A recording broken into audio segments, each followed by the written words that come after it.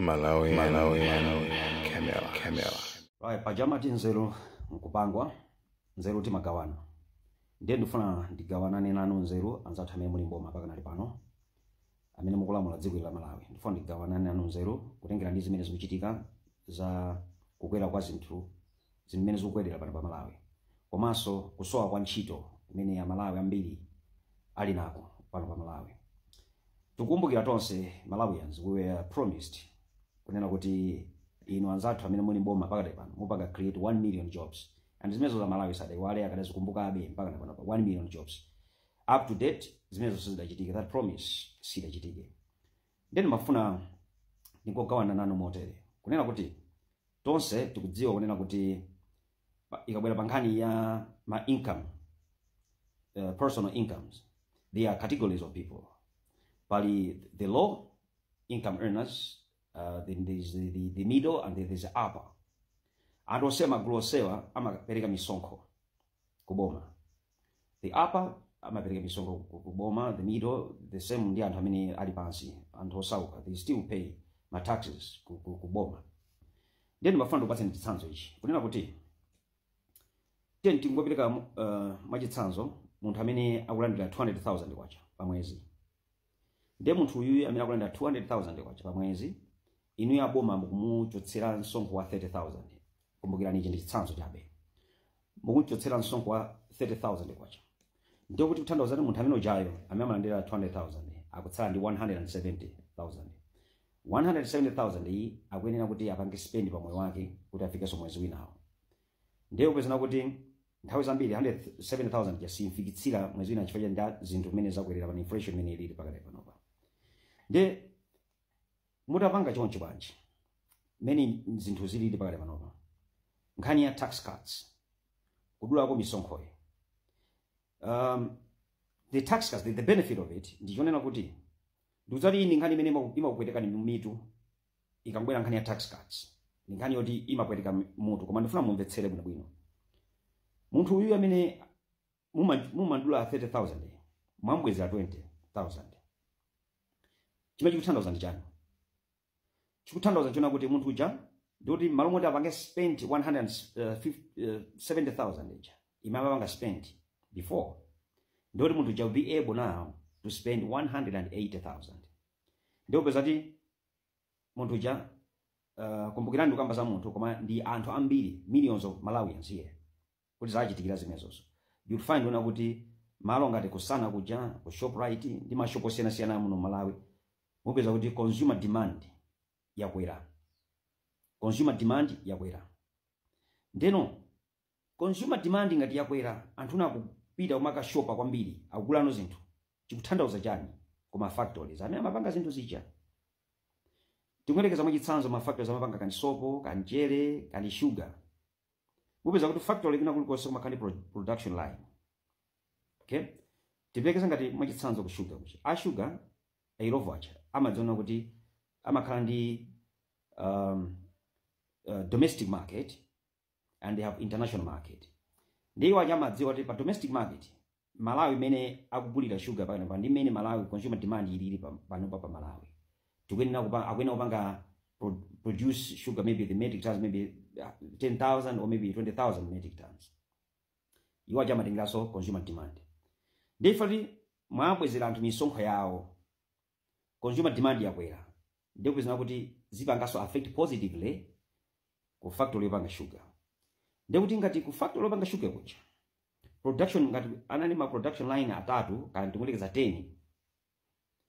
Ndipo kwezana kuti my production line ajao achepa. As a result, they will need to add more production lines. So, but what does that mean? If they are to increase or to add production line, say for example, aonjezere awiri ma production line aja. Chimechi kuthandauza nchonena kuti pa production line manja pakwena kukhala munthu kapena anthu ogwira ntchito pa production line paja. Ningati pa production line pa makhala anthu 5 kanthu 10 aonjezera ma production line awiri. Zimene kuthandauza zona kuti anthu ogwira ntchito pene pajapa akuyenera kulembedwa ntchito. Ngati afuna kulembana anthu ntchito eni mukumbukira kuna kuti ndangopeka chitsanzo cha ku Irovo koma ndi ma factories onse Malawi munomo zapanga affect anthu amenewa ma factories amenewa ngati akunjezerana ma production line ndikuti inuyo aboma mukutsitsa that unemployment rate jayo chifukwa anthu ambiri ayamba kulembedwa ntchito kuti akagwire ntchito ma factories amene ajawo because the consumer demand has gone up. Mwatitsa unemployment ndikuti the economy yathu ya Malawi economy ya dziko lililonse singakule ngati the unemployment rate is high.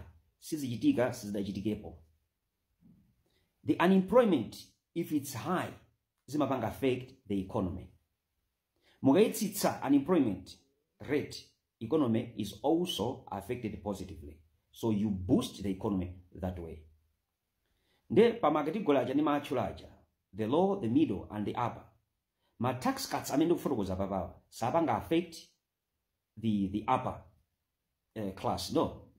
Chifukwa the upper class or ma tax cuts, it won't affect them. Chifukwa these are andantholemera kale. Awana antholemera kale. Or if you do that, they won't affect anything. Komano to this individual, muntu osauka uyo, the middle income individual uyo, it will affect positively kwa muntu amene ujayo, and that will boost consumer demand. Ndimafuna tigawaneko pamene munikirapo zinthu ngati zimenezo.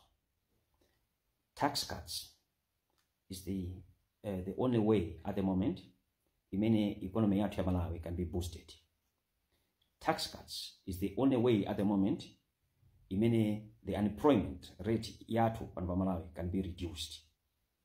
Now go for example in this area, koma pali ma areas ambiri amene we can boost the economy. But for the sake of this clip, this video, mafuna ngo for example nkhani imene ya ma tax cuts. Tapanga ni reduce the taxes, the income taxes to Malawians and see what will happen.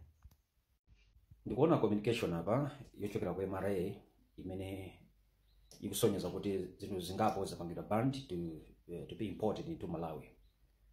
Zina mwa izo ndi chimanga komanso soya.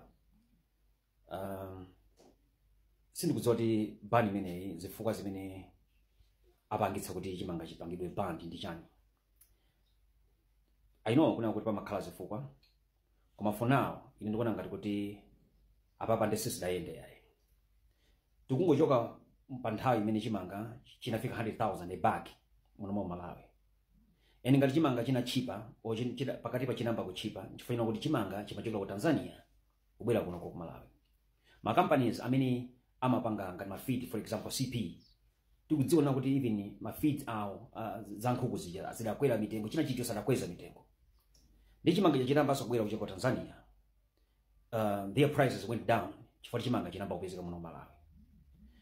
Ndipo pano mukabana chimanga tikatenga ma projections ulimi wa chaka chinochi 2024 to 2025 season iyi, it's not impressive. Mvula somene yagwera chaka chinochi, it's not even impressive. Ma smallholder farmers ambiri muno mu Malawi almost actually onse akhala kulira nkhani kuza ndi fertilizer. Tanozana kuti anthu ambiri fertilizer sanathe ku, they didn't have access to fertilizer. Now there's a possibility kuti Malawi munomo chimanga chikozaso kudulanso kwambiriso. Now ngati kumakhala ndi cushion jifeti chimanga chobwera muno mu Malawi, ndi mukabana chimanga nzeru zimenezo zabwera ndi ndani? Pena pakakula nzeru zinazi it's hard to comprehend. Chifukwa you can't ban chimanga. Chabwino mutanena kuti exportation of chimanga has to be banned. Okay, ben popo tukuvomera. I can agree with you 100%. Kuma kubwera chimanga mukabanaso. Chifukwa chimanga changa ndichokubwera kunoko, mitengo ambiri ya zinthu zichipa kumene zichipa. Zinthu zina kwera mitengo zo zichipa. Mitengo ya chimanga ichipa. Ifo chimanga chilipo chambiri muno mu Malawi. Yeti ni mukabanaso.